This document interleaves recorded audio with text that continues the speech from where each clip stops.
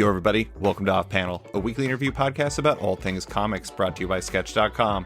I'm your host, David Harper, and this week's guest is the writer of comics like Cable, Marauders, and the upcoming Planet-Size X-Men, as well as the upcoming new volume of X-Men. It's Gerry Duggan. Thanks for coming on, Gerry. You bet. Thank you for having me.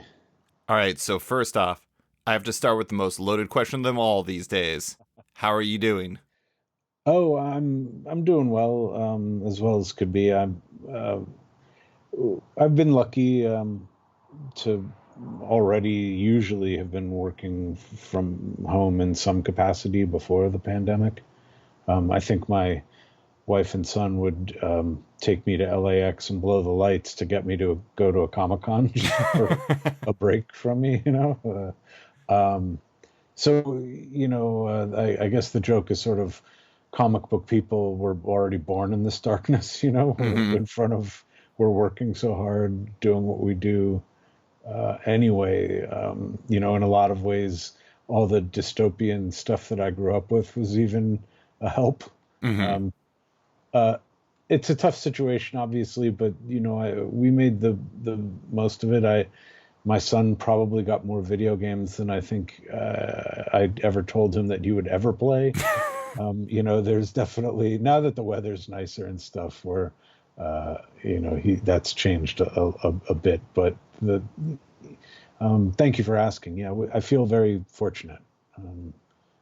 I had some work slowed, but nothing stopped. Mm-hmm.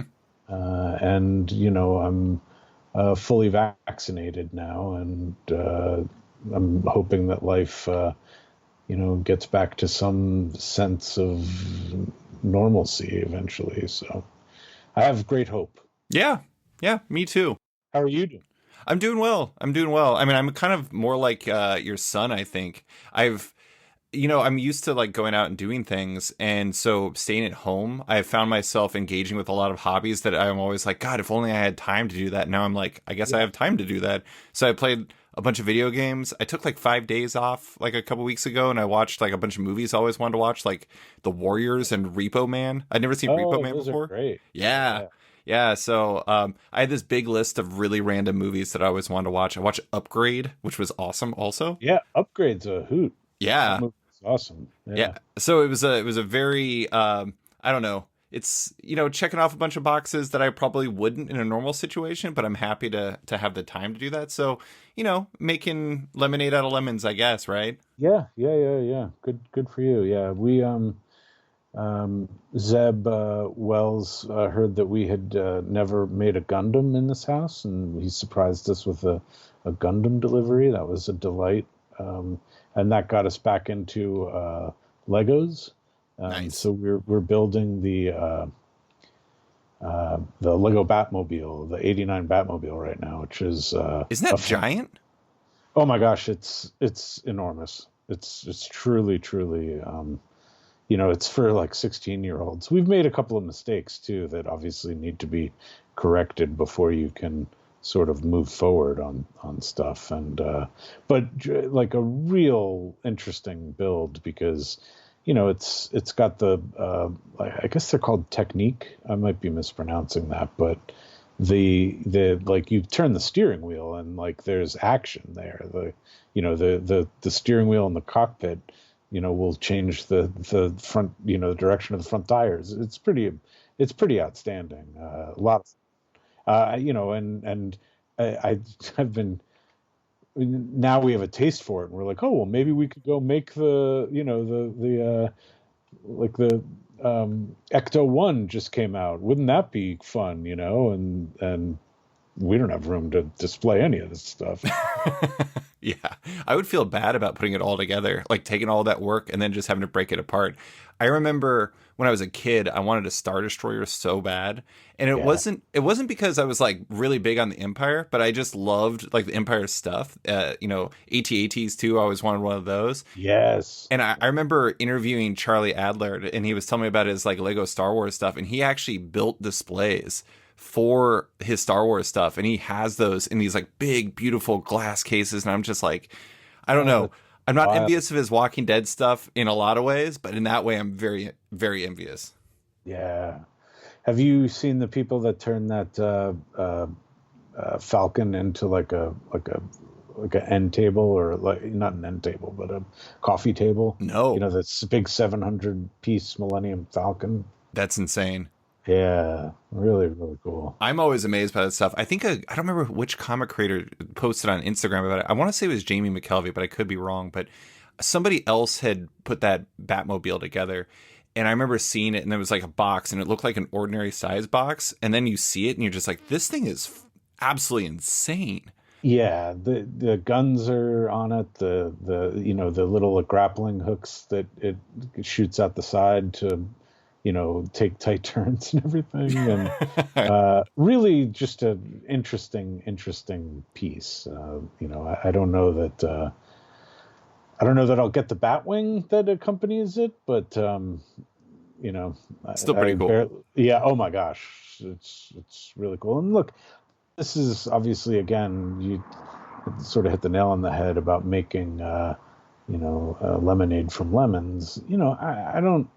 My son's just 12 now, and you know, I know that I'm not always going to get to spend as much time with him, and actually, that's the one thing about this pandemic, that the only real silver lining is, you know, I got to spend a whole year with him. Now, he might argue a little bit less of a good thing, have been better, uh, but but yeah, it's been so.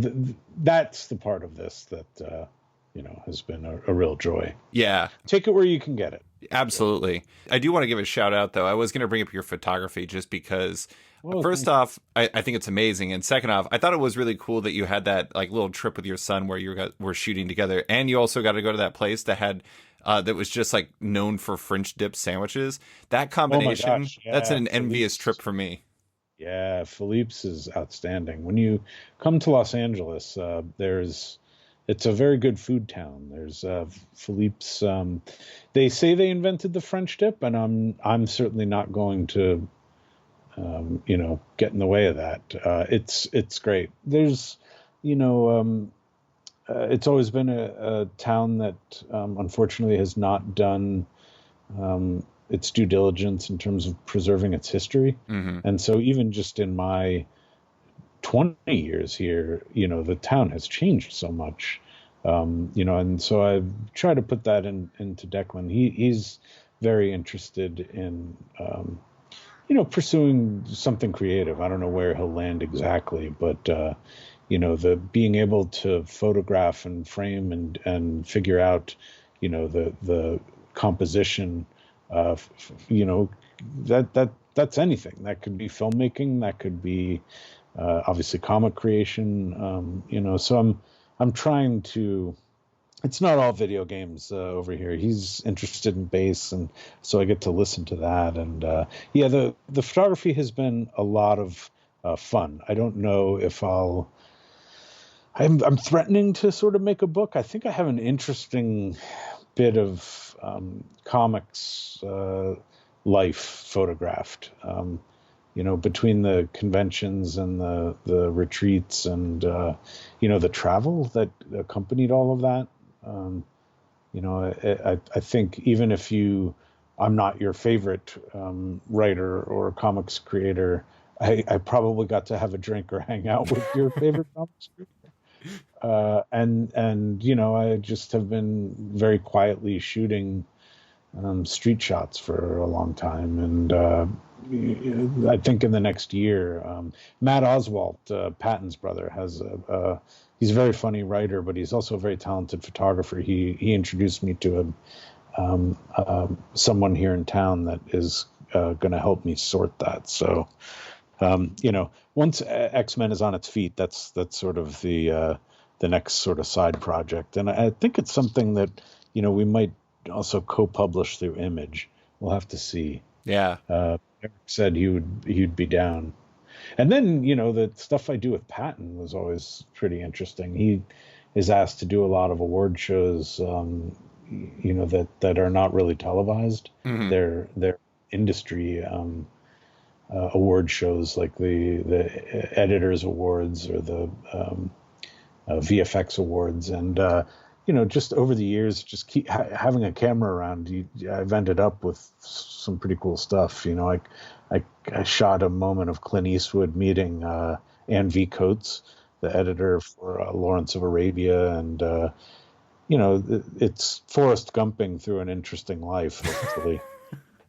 I mean, to transition to comics, I do want to say I think it's kind of funny that we were originally talking about you coming on the podcast probably like January or February, and you suggested that we wait a bit. And I do think it's funny when you're talking about, like, I mean, Forrest Gumping would be an overstate or probably disrespectful of what you're doing with the X-Men stuff right now. But it is funny because when you suggested we wait a bit, I was like, oh yeah, sure, I could, whatever, we'll see what comes from that. And then it was like Planet Size, or excuse me, I think first was Cable was going to end, came out, and then it was Planet Size X-Men was coming, and then I think it was last week that it came out that you were going to be writing the new volume of X-Men, and it's just it helped me figure out why you wanted to delay that, because those are some big dominoes to fall that would dramatically change our conversation. Yeah, I mean, I was going to feel bad sort of taking up your time and then sort of having none of the maybe questions or interactions that might ordinarily come from it. It would have been a really dick move, right? To like record a podcast and then sort of have some news drop and just have the podcast immediately be out of date. Well, it wouldn't be the first time, but at the same time, I mean, that's the nature of doing this type of stuff. I do think I do think it's really funny though, because I don't remember where it was. It was either on Twitter or Reddit or something like that, where Cable's ending came out, and immediately they were like, "Looks like Duggan's leaving the X books." And yeah, that's right. Not quite. Not quite. No, Cable. Look, first of all, Cable is a true joy, and I will miss it. But we knew going in that we had 12 issues. We had a story we wanted to tell, and I'll be jealously sort of guarding the end of that. Mm-hmm. But I'm very, very happy. Anytime I get to work with Phil, it makes me happy. I don't know if it makes Phil as happy as it makes me, but he's a very polite man and won't get in the way of that. But like, I really do think this is probably my favorite collaboration that we've done. I think, we're both fathers, and so it's been fun to write a Cable book that was also a stealthy teen romance and probably also a story about fathers and sons and old men. I think it's, so you said it was always planned to be 12 issues. I think actually when I say that too, I feel like I have to qualify that, and I honestly can't recall whether we had determined it was going to be 10 or it was going to be 12. Sure. And I think it was, I honestly forget, but obviously the changes to the programming from X of Swords and the COVID delays and everything made it that we were then doing a 12 issue. Mm-hmm. So, but the point being, we had a beginning, middle, and end that everyone was charmed by, that they said yes to, that moved the characters in a new direction that we were proud of. So I think it's funny. I know I hear it from fans who say, oh geez, I like old. They don't say oh geez. That's me softening that. But people going, oh, why isn't Cable old? That's the real Cable. And it's like, well, yeah, it's all one Cable. It's just Cable at different ages, Yeah. And that's been obviously the super fun thing for me, and all of that is really playing with those expectations. Our goal, the mission statement privately behind the scenes was, when does this come out? This will be coming out Monday. Okay. All right. I'll tell you afterwards. Okay. Well, I mean, it is funny though, because what I was going to get at though is basically it seemed clear to me fairly quickly that this title had a very specific mission in mind, even before I knew it was ending. But the funny thing though is early on, it was, to a certain degree, I feel like people were like, what is this comic? Yeah. It's like this young Cable running around doing stuff. But I do want to point out that to all the people who felt like that, for this version of the character, an action comedy drawn by Phil Noto is basically the best version of this character, right? I couldn't agree more, and I've gotten to do some fun Cable stories over the years with Pepe. But I think this is what more could you want? Right. I don't know what anyone is not getting if you're a Cable fan. And I don't know, maybe the Cable fans were sort of protesting it, like it's hard when, you have some creators out there who will sort of be boo birds out of the gate. And it's silly to have to push like that. But, I get it. I do want to say, I've always loved Cable. Cable's always been one of my favorite characters because I grew up in the 90s. And so for everyone that hates Gambit or like Cable or other characters like that, I love them. So, but the thing that really got me was, and maybe I missed this. You know Phil. You know Phil pretty well. You've worked with Phil a lot. The thing that really surprised me about his X-Men stuff, especially on, no offense, this is a comic he didn't write, but especially on the Excalibur issue where Doug and Bay the Blood Moon got married, he is such a funny artist. Oh my gosh. The character acting, I always knew he was a good character actor, but using it for comedic effect, like there's this, one of my favorite bits in the entire series was there early on in the series, Cyclops was talking to the Philly police about like the nonsense that Cyclops was getting in. And they told him to get a cheesesteak before going through one of those wedding gazebo things. And the next scene is Cyclops like staring down a massive cheesecake with a little tongue showing. Yes. Yeah. And that's genius. It's a really funny book. And like, that's something besides like Cable Deadpool stuff, we never really get from the character. Yeah, not everyone. Comedy's this other gear that is a very precious gear, that not everyone can do. Mateo can sort of land those gags too, and obviously, not to say like you could write a gag for anybody, but Phil's expressions are so good. The one that kills me in Ten of Swords was when he's trying to explain to Scott and Jean like what's happened, and he has to sort of say, Doug's large wife beat me up. And the look on Jean's face is just, it was immediately a meme. And I think even we sort of said like, oh, we should put this out there as high res for people. Or when Sinister is sassing Kate on her fashion, there are just things that you can do that Phil. It's funny too, like Phil was introduced to me by one of the funniest people ever, Dave Mandel, who show ran Curb and Veep. Huge original art collector, isn't he? Oh yeah, yep. Yeah, in fact, our secret origin is, or mine and Phil's secret origin is, he sat me next to Phil at a San Diego Comic-Con dinner because he knew that I was trying to break into comics, and Phil Noto was obviously always Phil Noto, and I was lucky to sit at dinner with him, let alone like get a chance to talk him up. And then I did the obnoxious thing, which was I sort of pitched an idea I had for a creator-owned book, and you could sort of see how tense Phil got for a moment, and then he heard the idea and liked the idea and was like, oh, I could totally be into that. And then I got very tense for the rest of the whole trip, going, what have I done? Like I haven't done anything like this before. And now I have to do this with Phil, and I was so nervous about letting him down. I guess probably I would think Phil ended up meeting David through Jimmy and Amanda. But that was all in the family. So the Infinite Horizon came out of that from he and I at Image. And then, over the years, I've tricked him, and we've worked really well together. But he's so funny. There's a lot of folks in the X office right now that don't get credit for how funny they are. Hmm. Maybe Zeb and Chip get too much credit.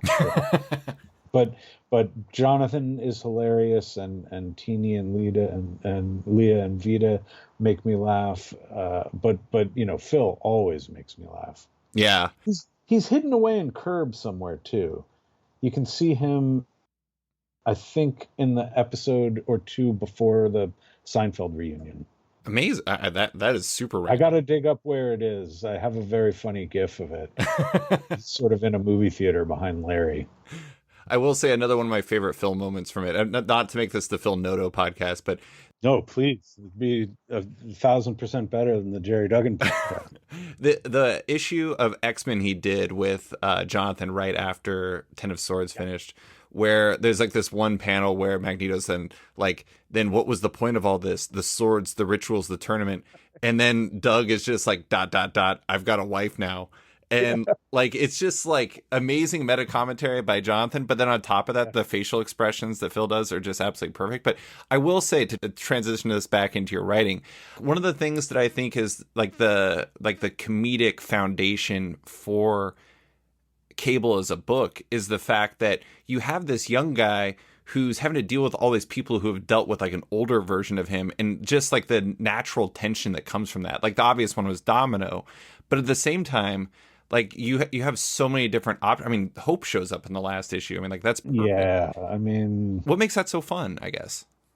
It's any time you can make these characters uncomfortable or unhappy, you're probably on the right path. And I think Cable's history is just so preposterous. Like I had forgotten, if I ever knew. I sort of was going into this and trying to make sure that I had a complete sort of map of what all the relationships were. And I think I asked Jordan at one point. I was like, hey, Phil and I had never written or drawn any Domino. And so we thought, well, this will be a hell of an excuse to do that. Let's do the best guest starring Domino role ever. And I was like, they weren't an item, were they? And, out comes this picture of the two of them in like a bathtub together. And I was like, oh, God. I was like, all right. But then that became such a joy, what you think is a limitation or even a reason not to do something, all of a sudden becomes, it becomes the imperative, Mm-hmm. Well, and it's kind of funny too, because it's like the trend there for a while at Marvel was like old man Blink. It was like old man Logan, old man Hawkeye, old man this. Yeah. The good news for Cable, you already had the old man. Now you get to reverse it, and you get this like young guy who's like messing with the cuckoos and got all this stuff going on. I mean, it was kind of like an inversion of a lot of what we were getting, and it was, I don't know, it felt very fresh because of it. And honestly, like I remember when the whole Cable, like I forgot what it was in. It was in Extinction, I think, with Ed Brisson and Pepe Larraz, and it was that whole thing happened with Cable. And I remember I'm like, I don't know about this, but I guess I do know about this. I really liked it. Yeah, it's funny because I have a distinct memory of being a no vote for Kid Cable. Mm-hmm. Not that I had a vote. They were probably telling me the story at that point. But I asked the question. I just said, look, not that I want to wag the dog here, but we're probably a couple of months away from, Old Man Cable being on the screen, in this Deadpool sequel. Do we want to sort of have a Cable that like would be accessible to anyone that wanted to pick up a comic at that moment? Now, that might be the bad argument for doing that, but I guess my point was more about timing than anything else. If you were going to have an old, if you're going to turn him young, why not do it after the movie window or what have you? Right. I was also sort of, I'm not sure I'm wrong about this. He sort of shows up and had a very, I think, bad idea of what cable sort of was, which was, oh, I'm a time cop or whatever, the timeline, we got to preserve it. Because I was like, doesn't this guy just like screw the timelines for his own benefit? And then I sort of realized, of course, that is a delight.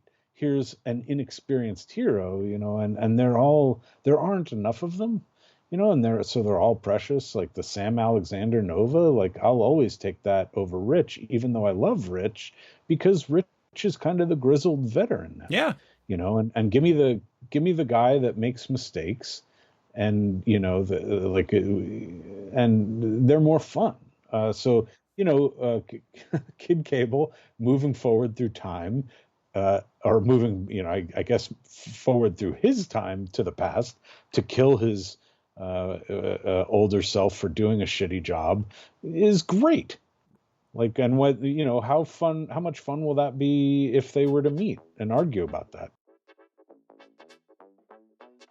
Yo, everybody, I want to take a quick second to talk about the crew over at Bad Idea. Do you like bone-shredding destruction, wanton corporate malfeasance, and reckless use of industrial machinery? Then buckle up, because Bad Idea, the unruly and experimental new comic book publisher, is back with Tankers. On sale in select comic shops now from New York Times best-selling writer Robert Venditti and blockbuster artist Juan Jose Rip. A global energy conglomerate has just solved our impending oil shortage, and their plan is pretty simple. Send a team of contractors armed to the teeth in mech suits back to the Cretaceous period, tweak the trajectory of the meteor that killed the dinosaurs, and give mankind another 500 millennia worth of oil reserves. What could go wrong? Only all of human history, of course. Tankers from Bad Idea, on sale in select comic shops now. And now, back to the show. I do like the idea, though. So I had Vita Ayala on the podcast not that long ago, and one of the things we talked about was how the idea for New Mutants, or their idea for New Mutants, kind of came from asking the question of like, what is going on with these kids? Like, is anybody managing them?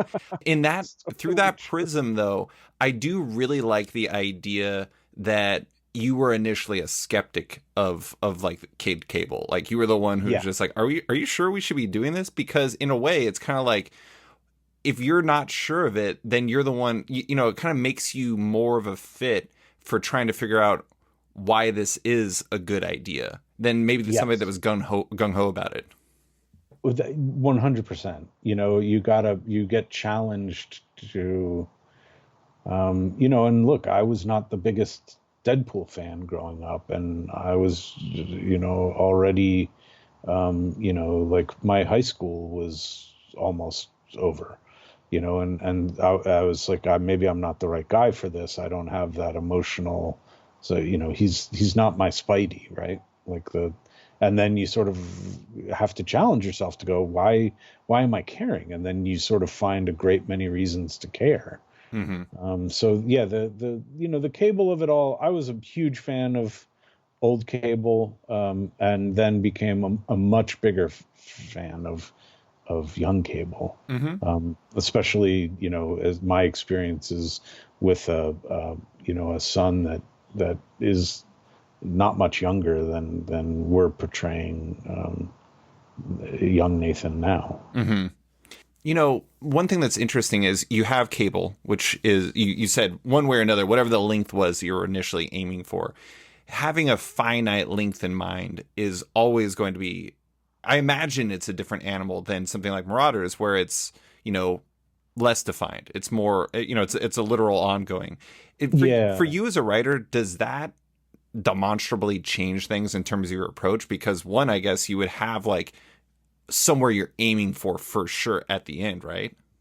Oh yeah, 100%. And knowing that, it was going to be the Phil Noto show, and we were obviously, the great thing is, eventually there's going to be one book of and Phil's the only one will have touched all of those pages. Mm-hmm. Anytime we can do that for any of our core artists, we want to do that. We're building, X-Men to have as much authorship for Pepe as he can he can withstand, and that's what we should be doing. So, knowing that we wanted that to be the experience, and that we had a story that had a beginning, a middle, and an end, and in a great way, it's actually the cable thing. Not to harp on that one like story like that you haven't heard yet fully, but like it's also, there's a lot of time travel stuff in any great cable story, and I think we found super fun ways to pay that off. Mm-hmm. You've already seen how they sort of are communicating in this very circuitous route, when he didn't need the time machine in his arm but needed the nuke, and sort of the lengths that his future self as an old man went to provide that. Those are the things that I'm very interested in. And Phil and I have film in common, and sometimes we communicate in like lenses. Where I like certain experiences will be 70 millimeter if we're doing big action, but like there's stuff that we're doing that is so like like portrait lenses, like 50 millimeter lenses that you would put on for close-ups and stuff. And those are the things that he just gets. Yeah, totally. I mean, the close-up stuff, I mean, that's some of my favorite stuff so far in the series. But yeah, honestly, it's kind of wild, like how fast Phil has to be, given the fact that he's going to do all 12 of these issues.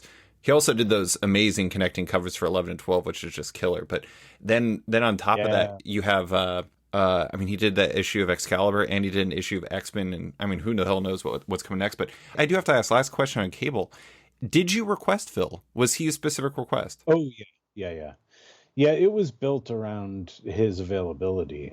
I forget what was the thing that he was doing right before then. Was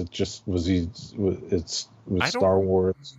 Yeah, I'm trying to remember. Black Widow was a while ago.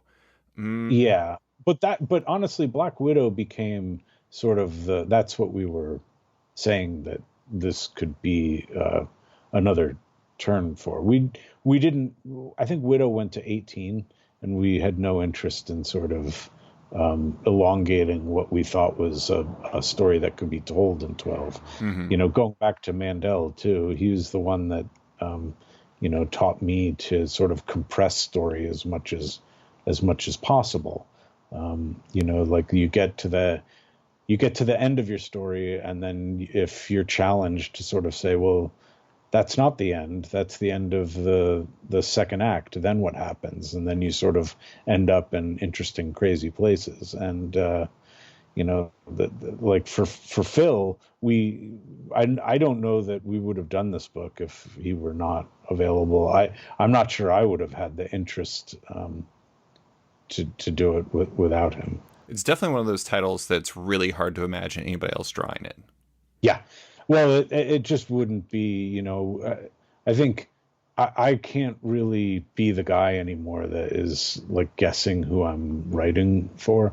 Yeah. Because so much of it is, I think my job, are you at all a baseball fan? Oh, huge baseball fan. Yeah. I'm not, my job is very simple. My job is to be the warm-up pitcher.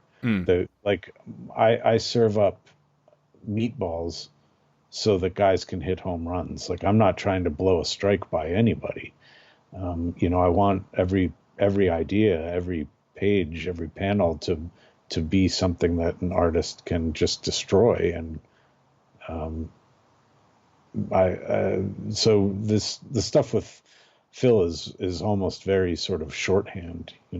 I do want to say that it's also very fortunate that you have that project. And obviously, this is not downplaying the work that anybody on Marauders is doing. But I would say that in terms of artists, I would probably put Phil and Pepe Larraz, who's you're working with on X-Men, as maybe my like two artistic MVPs besides Marte. Totally. Because I mean, Marte Garcia's like colors are the tie that binds. And it's really amazing. I mean, obviously your approach though for Pepe is going to be completely different because there's very few people who are doing big bombastic superhero stuff as well as Pepe is. Like, you're not going to write the same way for Pepe that you would for Phil. Yeah, the it's a great point. The Ten of Swords script from John and Teeny for Pog or Pog, I believe the description was just, and Pepe will have a monster, so draw one of those. And like out comes Pog or Pog, like this runaway sort of darling of this Ten of Swords event. And um, I think they knew or figured out that there was the dwarf inside. But the yes, you um, have a like a for one thing too. I like talk to Phil a lot and text Phil a lot just as a friend, whether we were working together or not. That was just that's a part of our life, and so we'll sometimes even just do in jokes or remind each other of stories, and those are the things that sometimes make it into scripts, but make it onto pages. And then look, the thing that all of these collaborations have in common is I tell them a story, and I don't think that's why I sometimes am a little gun shy about printing scripts, because they're not meant to be an enjoyable read for anyone other than the artist. Like, I'm just trying to get the artist to tell the story that I'm telling the artist. Like, it may be slightly different or very different, or it may be exactly what I said, but when the art comes back, then I rewrite everything. I take that pass before the letterer gets it, because it's invariably better. It's invariably different. And it's always better. I try to see how much I can do. I'm working on the Planet Size X-Men polish pass right now. All the arts, all the line art's done, and Marte's.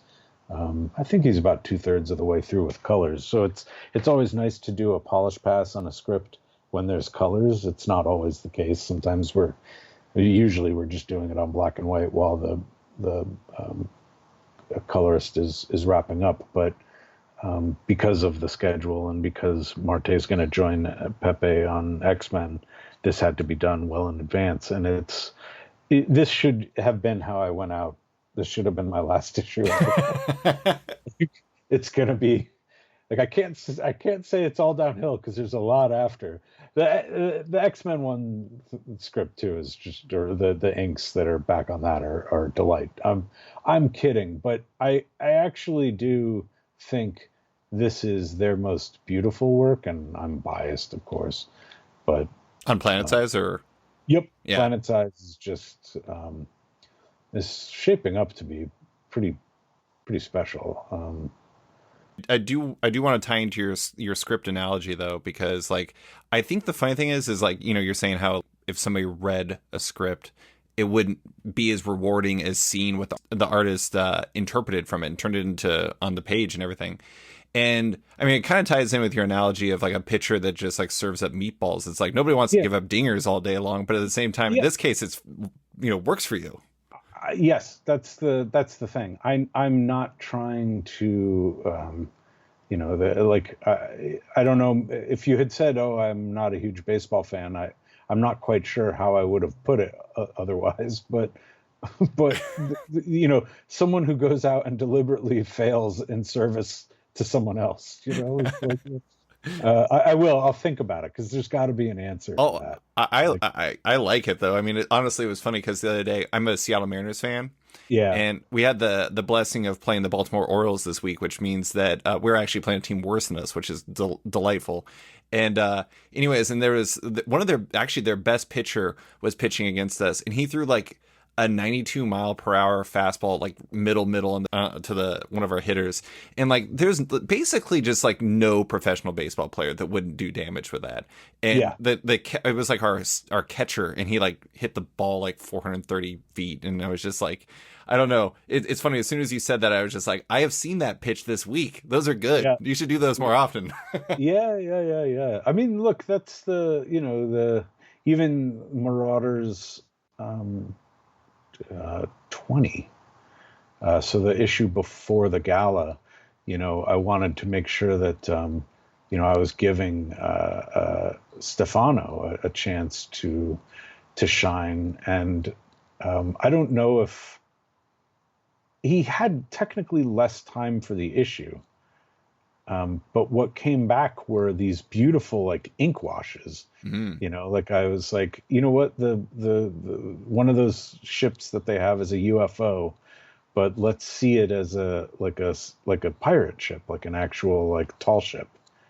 And he crushed it. And there's more. There's so much love and all this stuff that I feel always very lucky to be associated with it. Like these guys, their backs must hurt.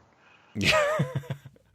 Well, there's a lot of backs hurting in the X-Men line because there's a lot of really great art, great writing too. But I want to go back a little bit because I think one of the things that's interesting, I mentioned before about how we were talking about January, February, and I think one of the things that has really stood out about, and maybe this is the same for all lines, maybe we just don't know it because it doesn't seem as visibly cohesive as this, but it always seems like there's a lot of wheels turning on the X-Men line, like looking at the Hellfire Gala, it's something that is a mini. I don't even know if you would really call it an event in a traditional sense, but it's clearly something that Marauders and other books have been building to for a while. Yeah. Is working on, I mean, this is an unnecessary analogy, but that's what I'm all about. Is working on the X-Men line sort of like, sort of like a glacier where most of what's really going on are the things we can't really see? I think it's a very good. It's as good as any of how an explanation of how we're doing what we do. It takes a lot of sort of patience and time, and you can do anything with patience and time, but I think it's a good thing to keep in mind. That's one part of the story of comics that I wouldn't mind if fans and readers knew more about how those things were being produced. The Planet Size is a bad example because, it's a fine example, but I guess the point I was going to make is, I think like my first draft of that was definitely 2019. I don't know when it was in 2019. That we had these big ideas in orbit, and then they sort of align. And there's a lot of that still to come. There's not just books you don't know about, but like creators that you don't know about that are lurking. And for us, it's prior business. And I love you. I'm sometimes terrified at showing up at these things and blurting out like the end of someone else's story. Like the more I know, the less I should talk. But at the same time, I have to focus on where I am. I can figure out. It's even more difficult now with COVID, knowing what someone has read and where we are versus. Right. But it is, a good way to think about it. There's a lot of business that you don't like get to see for a long time. Really for all of my tenure with Storm on Marauders, she was a shared character with the Black Panther office, and so I people sometimes ask me questions like, how come she doesn't have a solo book or something? And the answer is because that's not on the menu. Right. So, and not because we don't think it's rad, but because I don't think we wanted to disappoint anyone that was also expecting, us to like not keep our word. That's the wrong. We let people finish stories that they started. Nobody wants to be the person that is like prison eating over these shared characters. And there's a lot of stuff that happens behind the scenes. Glacier is probably a very good way to to think of it, because when they melt, they go fast. Like the secrets come out, and then everyone's sort of up on them. That's the fun thing. Well, in like you're saying, I mean, with Planet Size, its first draft in like late 2019, and then like I know with Tennis Swords after C2E2, you all had, you remixed the idea of what that was going to look like, Oh yeah. and so that changes things dramatically. I mean, like not only that, but I mean, like I'm sure that like the gap in like distribution there for a while was like something that messed with like release dates and everything like that. And so next thing you know, something that was looking like, third quarter 2020 all of a sudden is 2021, and then all of a sudden something you're working on 2021 becomes something completely different. So that can get a little wacky. But I do want to ask, like, one thing I'm always really impressed by when I talk to somebody that works in the X office is just there's like a joyfulness to it. It seems like there's a lot of camaraderie and a lot of support that comes not just from like editorial, but also fellow creators. And obviously this has been a really trying year, year plus, I guess, at this point. Has that energy been pretty important to you as a creative during this? Oh yeah, definitely, for sure. It's interesting, the idea that the camaraderie is genuine. I think, unless everyone's just humoring me, but you don't always get the benefit of like other creators, other writers, because in some cases, right, like you're either not working in the same family of books, or you're you could even sort of view other writers. I don't, but as competition, right? Like the idea, like, why am I going to give that guy story help? Like that kind of thing is it's not a thought that ever happens. I've been in a lot of rooms over the years, and not all of them are as generous as the X office. There's ideas that I know some people would be hesitant to give away, that are freely given in the X space. And you mentioned Phil. How does he have time to draw all of this and draw it as well as he does?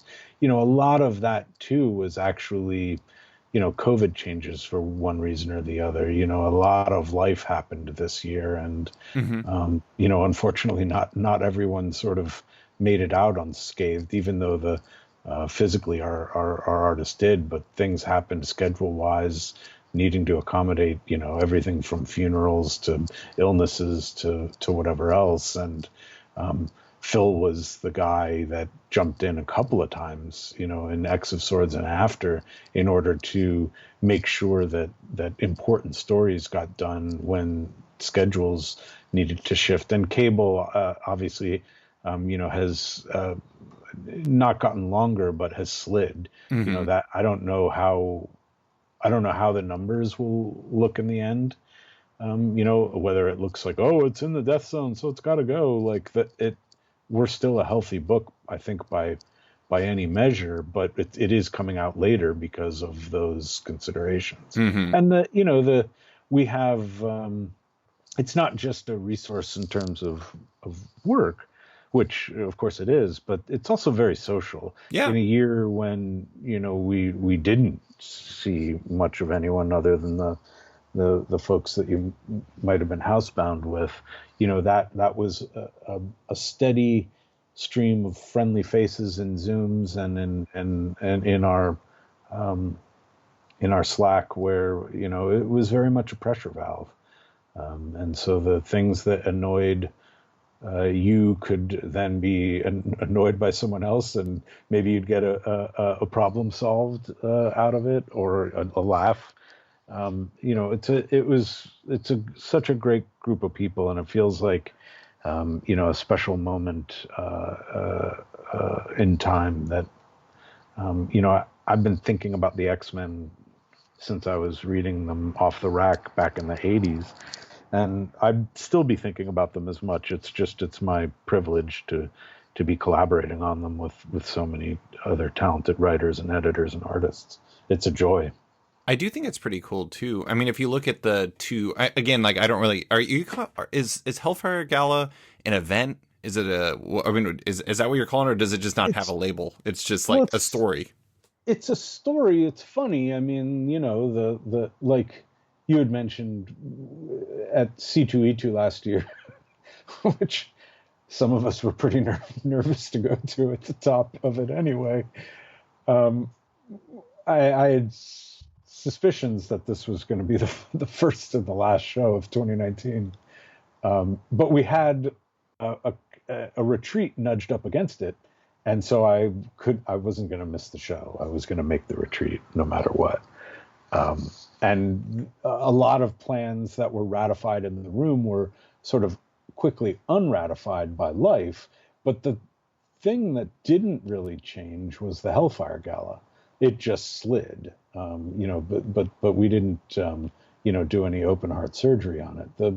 The gala is an in-world and a real-world flex. It's an in-world flex for the mutants to be able to say, here's a night of fashion, culture, and entertainment brought to you by your mutant friends on Krakoa. Mm-hmm. And it's a flex for our artists. And, they have really risen to the occasion. And, it became then, a thing that we brought to the room to just say, look, this is going to happen in Marauders. Happy to have it only happen in Marauders. If your book wants to have a fun night of shenanigans, here's what I'm proposing happens.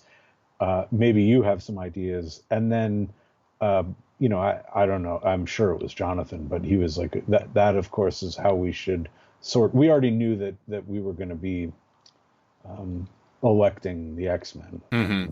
And then it became, well, of course, what a great opportunity to unveil before the world the X-Men team. Yeah. So a lot of things happen because of luck and timing, and the Hellfire Gala especially will be well served by that. And to a certain extent, the idea for what Planet Size became, is fits right in there like a glove. But a lot of careful planning and good luck, and I'm the beneficiary of it all. Yo, everybody. I want to take a quick second to give a shout out to Macroverse. Macroverse is an exciting digital comics platform that makes next-gen comics custom crafted for your phone. Macroverse's comics utilize its unique tap story format, which ensures this isn't a PDF on an iPad or an endless scroll, but a designed for a mobile experience where every episode is crafted to take advantage of this one-of-a-kind style. Macroverse is curated for quality, with every series they publish being something they believe deserves to be read by a massive audience. Think of it like HBO for comics, with over 35 titles and 400 episodes from names like Brian Stelfreeze, Juan Doe, Paul Scheer, and more. Check out Macroverse today by downloading the app on iOS or Google Play and get started with a rotating collection of free episodes, or unlock the entire universe for just $4.99 a month, with half of all profits going to the creators themselves. And now, back to the show. I do think it's, the reason why I was asking about the gala and whether or not it's an event or something like that is just because you look at like the two big stories from this year. You look at, well, I guess of the last 12 months, Ten of Swords, and you have the Hellfire Gala, and you look at those two. It's like Ten of Swords was like this big crazy event that everybody thought was gonna be sword fights, but ended up being like high drama and hijinks and like a literal wedding, which no one expected, and I loved. And then like Hellfire Gala, I mean, just from your description of it, it organically spun from what could have been a small story but became a big story because everyone wanted a piece of it and they were given the opportunity to do so. And Yes. And I think that, this, one of the things that I think is always important is like, I'm not, defaming previous like X-Men runs or X-Men, larger empires like the Line or anything like that. But one of the things that I really like about this current era is it feels like the unexpected is always on the table. Like you're able to do things differently, and it's just because you have different voices that all have a say. I mean, I don't know if you guys are all trying to consciously do things differently, or if it's just a product of getting you all on Zoom together. But are you? Do you think that that's kind of how it works? Is like there's just kind of a little bit more of a organic building vibe to it in the way that Jonathan and Jordan and everybody else are just trying to like approach the office as a whole? Yeah, I think organic is a great word because we are, we're in a situation where, nobody that doesn't want to go be alone needs to be alone. And it's to a certain extent, it's the best or the most entertaining idea wins. And then, I don't think anybody has ever eaten alone on any of that stuff. There's always been hey, this works for me. Can I do this? And the answer is yes. What's funny is I'm the only guy not tying in with my own little event with Cable. Cable's not making the gala. Everyone else, like even Ben was like, the gala's great. These sketches that are coming in are great. I don't think I can make the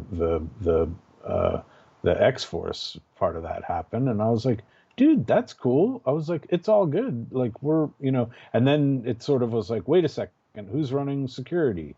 And like it's a state event. That's the thing. What a like. I guess it's out now. If it's not, I just blew it out my word hole. There's Victor Von Doom is going to be there. We're going to need to have all of the things that you would have with a state function, Right. And are you up on your classic X-Men reading? For the most part. Yeah, it's a deep cut, but like it's a cool deep cut. We're going to reprint. I think it was in Classic X-Men 8. That was one of the other times we've seen the words Hellfire Gala, and I can't for the life of you to tell you whether like I knew I read it back in the day, but I don't know whether it was a parallel idea, that I then forgot about or what have you. But all of a sudden, I went back to do some reading about some characters, and then sort of was like, oh my God, there's a Hellfire Gala here, and Lourdes Chantal is actually saying "hold fast," which is incredible. Wow, that is So amazing. anytime we can either unconsciously or consciously mind the continuity, it's a good bit of business for everyone. The Hellfire Gala was certainly going to happen, in Marauders. I don't know whether it was ever going to be it's something else, but enough people thought, oh, that's cool. And also I'm super happy for these artists, and I'm super happy for these fans that get to, now we talk about timing and luck. When was the last time you were at a party? Right. Like the idea that it's hitting better now because it's slid, I think. Like I think it would have been like almost traumatic to invite everyone to a Hellfire Gala at the holidays, but now there's real light, and there's hope, and there's vaccine in arms, and there's herd immunity discussions, and you're going to get to go and have a fun party that you're not going to be at risk of catching anything. And I think where the Hellfire Gala will really shine is we're tagging it to the solstice. We're going to have other Hellfire Galas and other X-Men elections, and what I'm hoping is that this becomes a real gift to cosplay. I think we're Russell gonna Dauterman see. gave him a lot of Oh ammunition. gosh, I know it's crazy that we're talking about Marauders and X-Men and Hellfire Gala as much as we are, and we haven't even mentioned Russell and Matt yet. It's nuts. I mean, Yeah, there's like I put this on Twitter, and I really mean it. It's like, this is probably both. I feel like it's vaguely insulting, but also I really mean it as a compliment. Like, this was the job Russell was put on this earth to do. I mean, oh, like, no one would have done this better. Period. we one of the ideas that we had at that room was to sort of say, hey, we need to get this stuff designed, and obviously that becomes an issue of going, is there a design budget, is there a whatever budget, and then it I don't know whether it was me or Jonathan or Jordan or whomever it was sort of like, well, there's the variant game, and what if that was tied in there, and we might be able to really get some interesting results from sort of using that as a way to incentivize someone to bring their A game on behalf of Jumbo Carnation. And Russell just killed it. I mean, we gave really the barest of prompts for most things. There was like one or two things we asked, would this look cool? And most of that came back looking 10 times cooler than we ever wondered about it. And I can go on and on about Russell, and as well I should. There's actually, I'm surprised you guys haven't seen them yet. I guess tomorrow, I'm sorry, last Friday, you will have all seen Pepe and Marte's first X-Men cover. That drops tomorrow. Mm-hmm. But there's like 50 more Gala designs that you haven't seen yet that you will. Mm-hmm. Sync's one of my favorites. That's by Lucas Wernick. Mateo has a bunch of great ones. The X-Men issue is going to be the what a beautiful issue that's going to be. That's Russell and Lucas and I think Nick Dragata and Sarah Pacelli. It's like, Ooh, give me a break. That's outrageous. And then it's people are asking if you have to read the whole thing, and I don't. I think my honest answer is I don't think you do, but you'll want to, because it's we're doing Rashomon and jumping around a bit, and but with a real big scope. I mean, I actually think that in some ways, and I do want to note that I think that one thing that's cool, you were saying about how this all kind of built from Marauders. It's in the same way that in a lot of ways, Swords built from Excalibur. But I mean, I think that one thing that's really neat about all of this is like Hellfire Gala is like kind of a perfect event encapsulation of what you all are doing, because one thing I love about the line is you look at like Marauders and you look at like, X Factor. I really love what Leah and David Baldion are doing on there. And just like you look at all these books and you look at the fact that they each kind of have their own slice of why they exist and what they're offering and what they're bringing to this world. And the nice thing about Hellfire Gala is like when you look at those 12 issues that tie into it, it's providing all these different perspectives from the prism of these books that we're already reading. And like, I think that's useful because that's kind of what the world already is for the X-Men. And it makes, I don't know if, again, is an organic fit for everything you're doing. Yeah. I think also I think when Jonathan was on this podcast earlier, right, part of the discussion was, it's all of this is new, but that House and Powers really work best because of what's come before, right? Like the idea that those are stories that are exist in this world, and that have consequences now. That's how I want it. We don't want to shake anything up because we're letting production or sales and marketing concerns. We want to get in, get out, and drop mics, and that's certainly the goal here. We knew we didn't want to do more than, we want people to miss this when it's gone. I hope, that readers get the Hellfire Gala and then sort of lament that the next one is a year away. Yeah.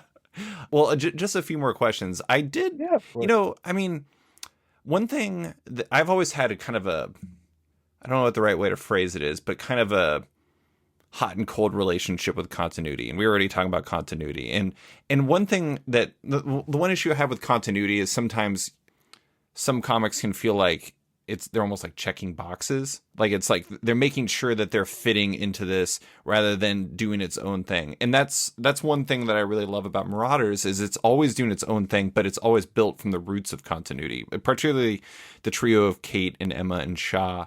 And like, and you look at so much of what's happened in Marauders, whether you're talking about like, you know, just the relationships or like offshoots like Verendi and like Lockheed's Care and Madripoor building the roots of what's happening with Lowtown and everything right now. It's interesting because, it's still about the stated objective of which is like the distribution and management of the drugs Krakoa has produced and the rescue of wayward mutants and all of that. But it's so built from personal histories as well. I guess for you, because you've done this so well, and I know it's really difficult to just be like, I don't know, just do it. But how do you balance all of that like how do you feed from it without being owned by it, I guess? It's a great question. It's continuity can be a trap, Mm-hmm. right? Like the idea that that you become beholden to something that you shouldn't. In my mind, I don't know who ever said this. Maybe it was Tom. I'll give him credit for it, Tom Brevoort. I think he had said, it's a guardrail. That Mm-hmm. it's a like a, and it meant to keep you from disaster. And in the case of Kate and Sebastian and Emma, they all arrived at that party together. They got they all share the same first issue. Yeah. So it felt fun to include them there. I had the Emma and the Shaw part of it pretty quickly, and I think it was Jonathan that said you should really consider Kate as the Red Queen, and I was like, oh my god, of course. Now that makes perfect sense. It's a triangle, and that triangle is always a beneficial shape for story. You can twist it, and one is sort of low and submerged, and one rises, and we played with that a little bit in that first run, and I think you'll see in this post gala era of Marauders that will happen again, and that we'll have another sort of twist of the wheel of fortune. And I've just that's the stuff that inspired me. Mm-hmm. Like I really like I was very specifically like into X-Men in a way that it's I'm really it feels like I rubbed a genie lamp to get the job that I did. Um, and so I think there are a lot of gifts that you have in the X-Men world. And not every gift is one that you would want. They're like family heirlooms. You don't display them all. Yeah. Um, some are better than others. There was like a Andrew Wyeth print in my wife's family that they said was like a real print, and I'm sure the person that gave it to them thought it was real Wyeth. It turned out not to be a real Wyeth.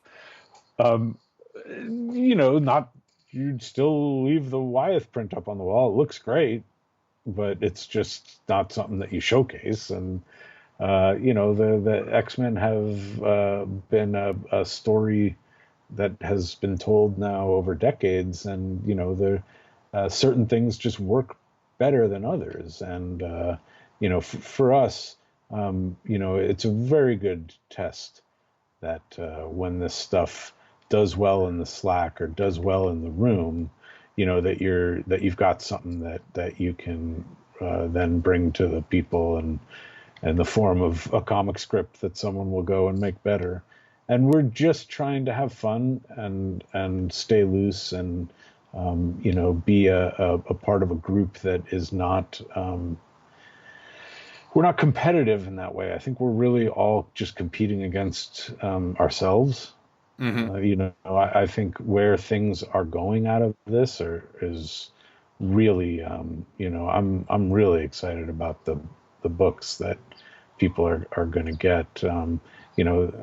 Vita's killing it on New Mutants and the Redacted series that I think you'll probably get the name of soon is boy, is that going to be great. We have some artist shifts. I guess I'm not at liberty to talk about some of that, but I know not. Valerio Schiti is leaving Sword clearly because he's doing a book Yeah, with Leah, which is very sad for me. But at the same time, pretty much any Valerio stuff is amazing.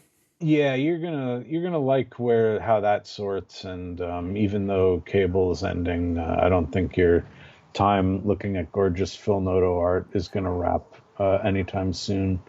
Like here's the thing: it sounds like horseshit. Excuse me. It sounds That's bad. fine.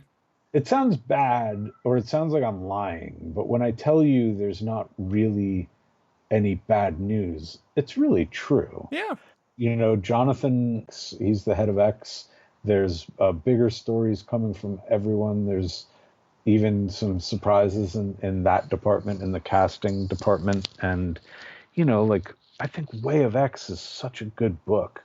Like, that's like the thing that, like, this whole podcast could have been about for me, is how good that is. I'm not sure. Is it just one issue out, or? No, 0 issues out. Comes out next Oh my week. God, it didn't come out? No, Oh my God. I don't think it Jesus, did. I'm In which glad I case, I got to go didn't. back to the comic shop. No. I think you're right. I think you're right. That's right. Sorry, I'm like a time traveler to begin with, and now go. But I mean, I think the thing though, like tying into what you're saying though, is like even if you go back to Powers and House, if you just told like your average X-Men fan the idea that would be at the root of that, there'd probably be a lot of them were like, "What the hell is that?"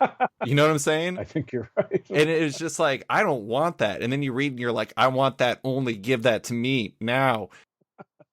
That's one thing I really appreciate about this line is like, never in a million years would I have been like, oh, wait, I can't wait for that goddamn book that stars Kate Pride managing a shipping vessel. Like, that's exactly the comic I always wanted, Jerry. And then I'm like, this comic rules. I love it. I mean, it's just, I don't know. I mean, the thing that I think is really funny about being a fan is there's always this dissonance between what we want versus what we need. And it's like, we don't know what we need. We think we know what we want, but sometimes they're the same thing. Well, that's interesting you say that, because we do, when questions arise about what's your true north star on a story, we often are reminding each other that nobody knows what they want. You can only put out what you need, and it becomes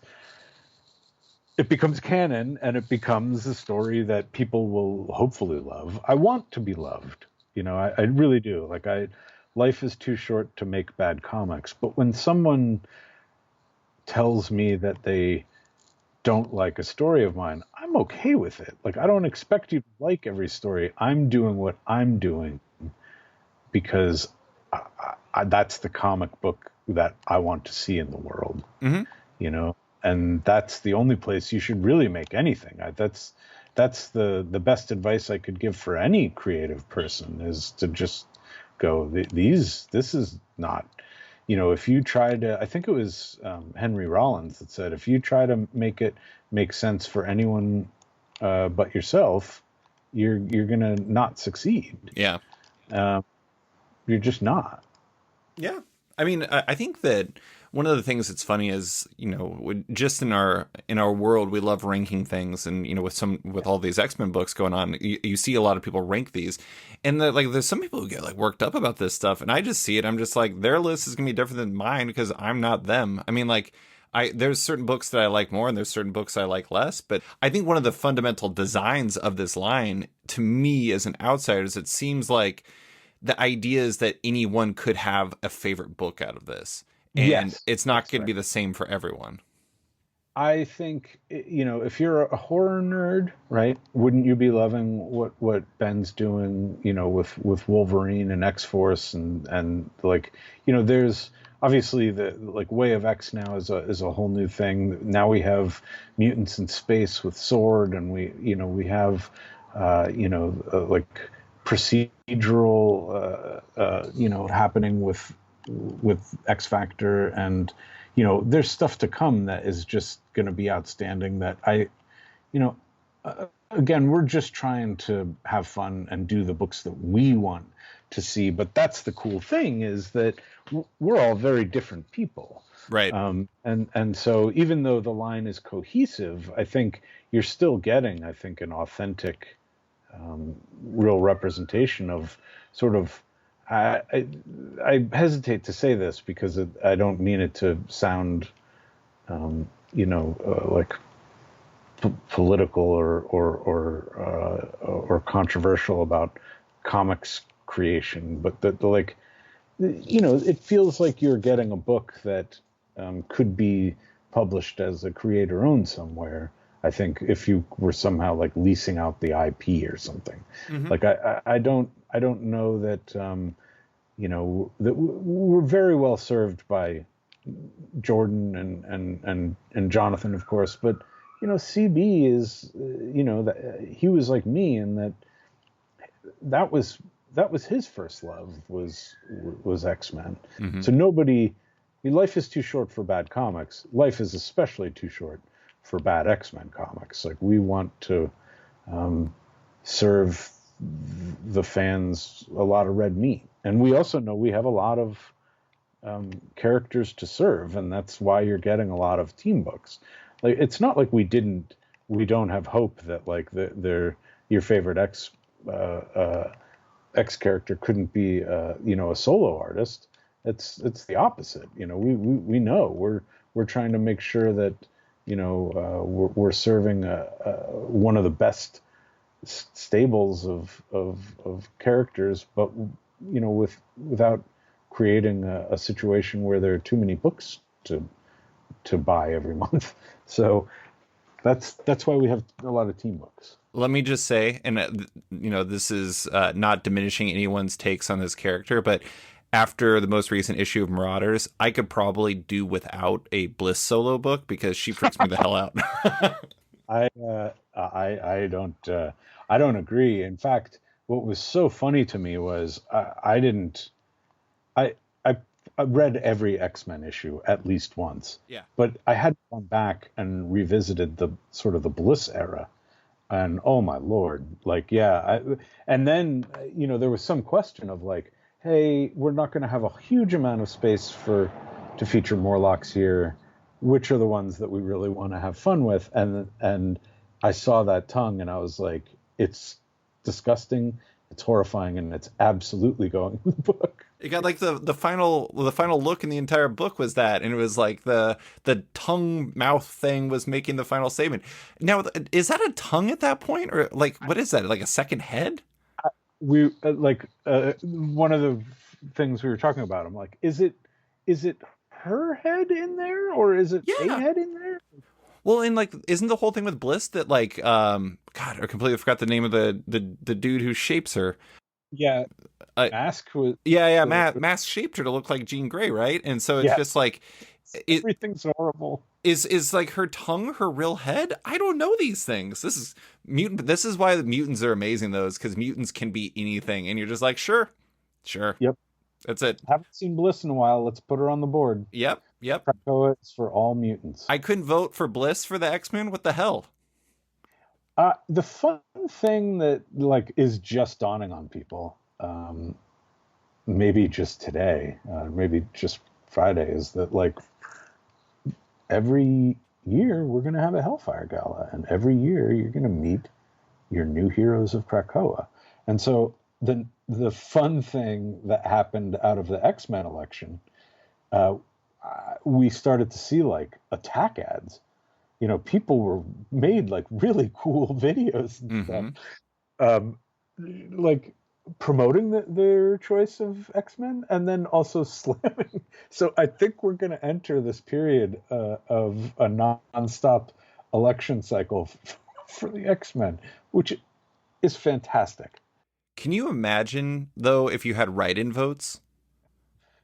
I don't Anarchy. know how to do it anymore. I mean, I don't know how much, like, I don't know what I'm allowed to say, but I guess I'll just say, there was definite shenanigans. Oh, I have no doubt. They were like, whoa, what's this IP address doing? Like, I don't think Mero got these 600,000 votes from Romania. In a 15-second window. Well, yeah, whatever it was like because we were, I think all of us, like glued to the email every morning in the Slack, going, "What's the situation?" Because we were fascinated, and the all of a sudden seeing Mero up by that much, and they account for it. It's very clear that it was like you're supposed to have one vote. And so when everything comes crashing in from one IP address, it's very clear. But it wasn't. Mero was not the only character that had that. There were other characters. I forget exactly which one. I want to say the Banshee people got caught too. I just blamed Declan Shalvey. It was totally his fault. I believe me. When in doubt, blame that guy. Wait, so who did you vote for? I voted for Tempo. Oh, it's a good pick. It's a good pick. Sleeper pick. Amazing power set.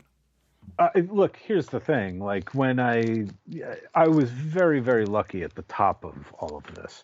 I was coming home from outer space. I knew Guardians was wrapping. I didn't know exactly what I was going to do. And then I heard Jonathan's story and had what little hair I had left blown back. And I obviously had a long-term relationship with Jordan. And so I think the first retreat he presented I think it was October of 2018, and I followed those two around like I was Rick Moranis in Ghostbusters, going, "Hey, what about this?" Like some questions they could answer, some they didn't, but like I was going to kill myself trying to get a book, and Tempo immediately fell onto my radar because I didn't really know that much about her, but then what an amazing power set. Mm-hmm. And so fell in love with her right away and was like, well, it's a pirate book. We're probably going to need to have some sort of like distilled spirit. And really, if you're going to start a country and start a culture, you probably are going to make your own spirits. Like that's a reflection of your culture, in my opinion. And so Port Genosha happened, and I'm a whiskey guy anyway, but then like I didn't want it to become her job, but like oh my god, what a gift she could be to that liquid, to go, yeah, I shake the barrel a little bit and it ages 25 years in 5 minutes or whatever. Oh, it's so amazing. Yeah, it's incredible. So that was the introduction into the books. I think that was her first appearance in Krakoa, and it won't be her last. I don't think any of these characters. I mean, the really fun thing is, we couldn't sort it this year. There's a version where there's probably an annual where like kind of the leftovers get a mission, and it's probably your favorite X-Men book that month. Would be totally rad. Yeah, the future's bright for Tempo because I already have stuff in mind that I'd want to do. So you never know where that's going to happen. It's probably going to happen in Marauders, but you never know.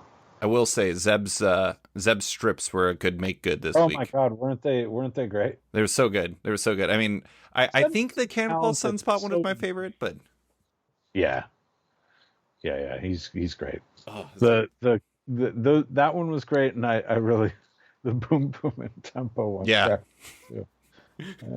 Great usage of the power set there, but so Polaris won the vote, and today with that, honestly amazing reveal of Pepe and Marte's X-Men #1 cover, we learned it's incredible, right? It's so good. It's like insane. By the way, collectors, start saving. That is a pen and ink piece from Pepe. Ooh. That's he doesn't do much in the way of original art because he's faster on the Cintiq, but You might see that one show up at Caden's Comic Art. That's insane. Yeah. I think that's his rep. I do. I also want to say that I love the fact that you all brought back the connecting covers in the vein of X-Men #1 with all the Stormbreakers. Like, that's really good. But but on that cover, we learned who the first X-Men team of the Krakoa era is. It's Cyclops, Jean Grey, Rogue, Wolverine, Laura Kinney style, Synch, Sunfire, Polaris, and I presume the ape with 4 arms and guns will join the team and get a name. I don't I don't want to get into any spoilers here, nor can you do that. But from your perspective, what makes this an ideal squad? Yeah, obviously, a lot went into it. There was a list, and then the list,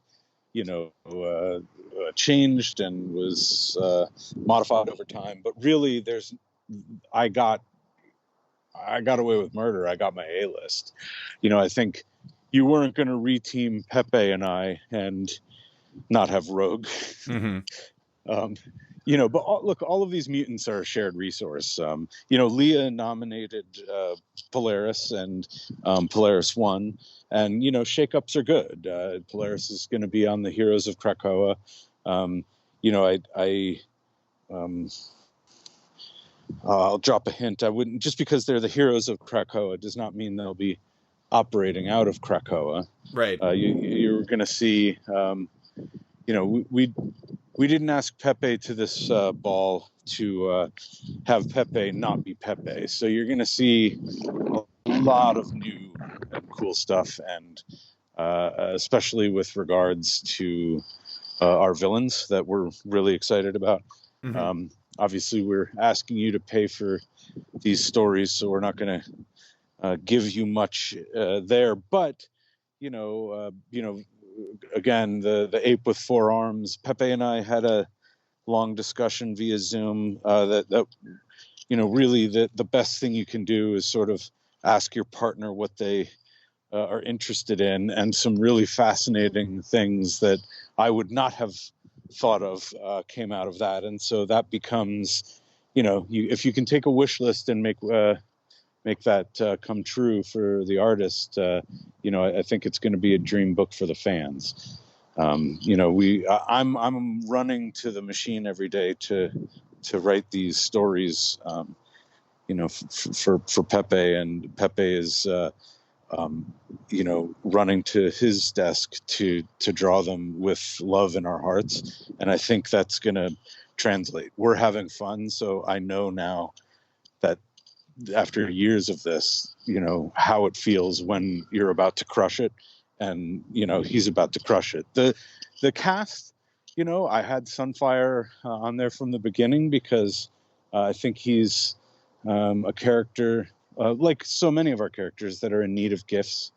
And I hope the gifts that we bring him are gifts that fans are excited by. I think if you're a Sunfire fan, you're in for a treat. If you're not a Sunfire fan, we're going to make you one.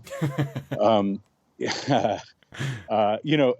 honestly, I had read The Children of the Vault sometime last year, I guess.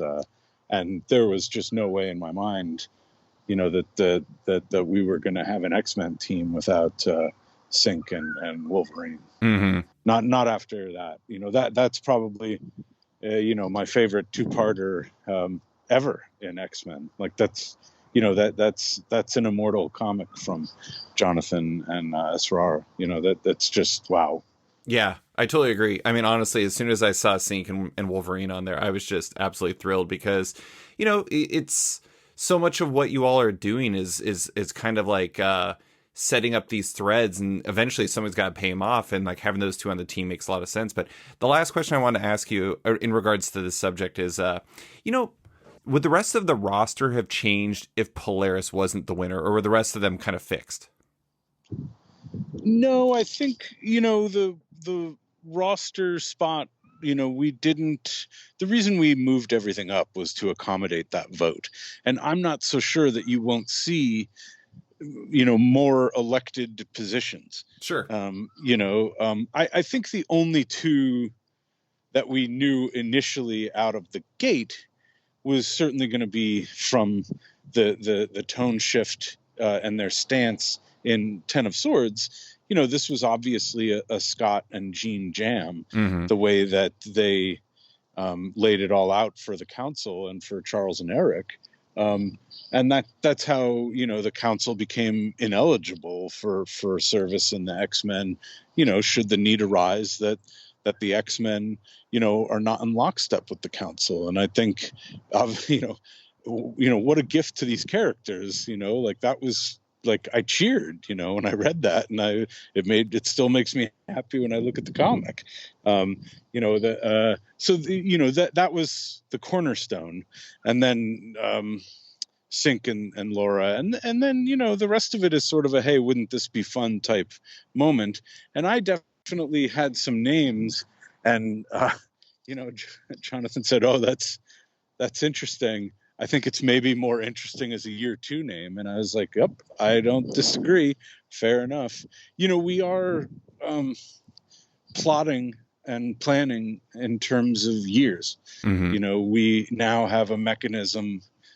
The Hellfire Gala and the voting is a very interesting forced structure inside of, the X office now. Mm-hmm. And, we have a plan, and we're going to implement it. And I think it's going to crush. Yeah, I have no doubt that it will. Okay, last question. I'm going to ask you about Planet-Size X-Men. I'm not going to ask you anything about Mars or any theories or anything like that. Instead, the first thing that I glommed onto is I just love the title. I love the fact that it's like an evolution of the giant size idea. Whose idea was the title? That one, I'm proud to say, that was like page 1, panel 1, wrote Planet-Size X-Men down in the title, and then the revision date, and it never changed. I love it.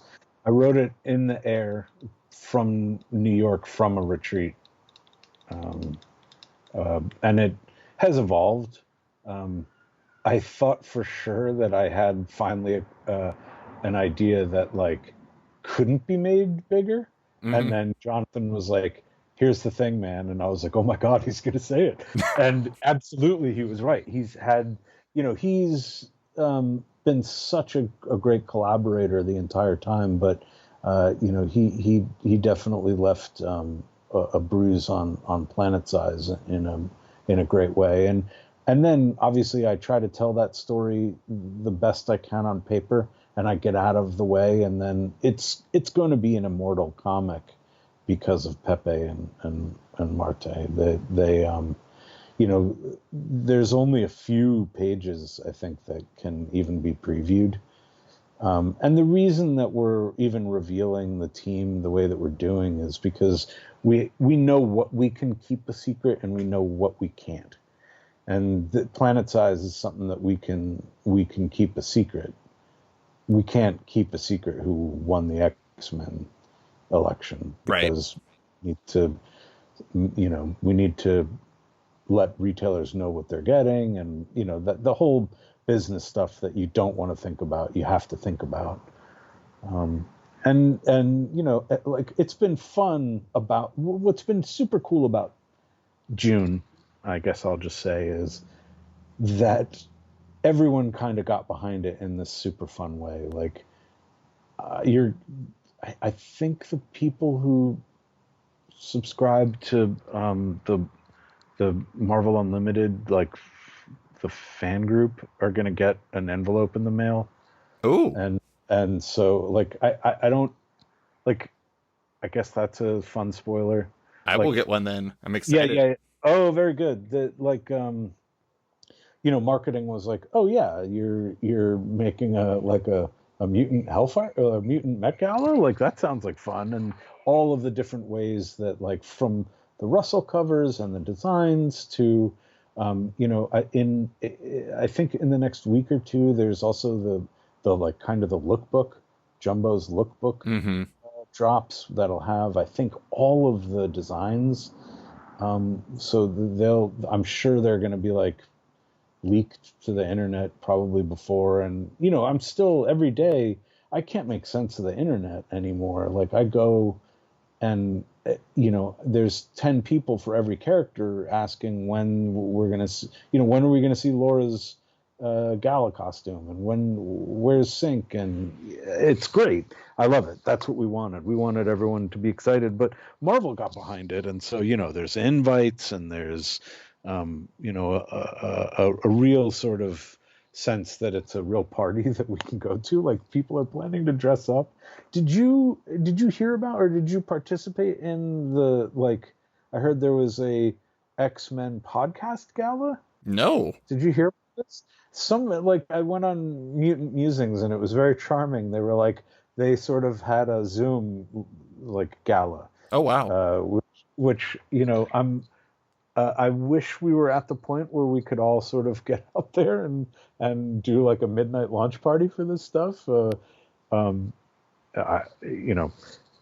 We're not quite there, but hopefully life gets us, we're back soon into that world. But until then, I hope and there's a lot of surprises that we're not talking about that I have managed not to ruin about the gala, that I think are going to be fun and that are going to bring eyes to it. And so to that end, I have to be the sort of I have to be the company, the shill gentleman. Like, if you want this, or you want a specific cover, I would be aggressive about